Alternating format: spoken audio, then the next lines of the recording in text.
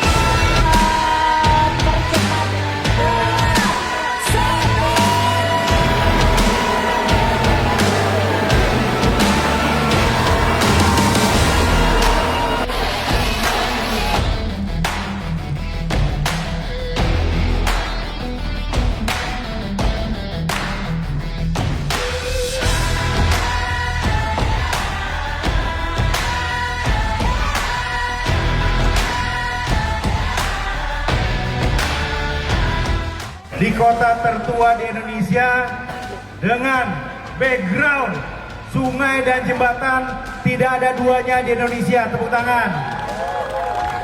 Selamat Pak Wali, dan mudah-mudahan juga event ini menjadi event ikonik bagi para runners di Indonesia.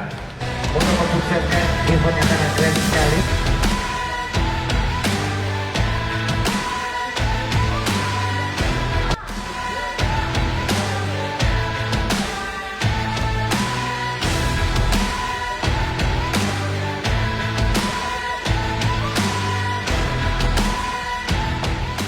Baiklah warga Kota Palembang, demikian rangkaian kegiatan acara Ampera Tourism Run 2025.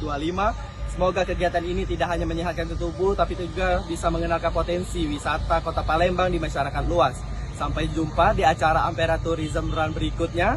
Salam sehat, salam olahraga, salam pariwisata. Saya Elke Ferdinando dan Tim Kominfo yang bertugas melaporkan.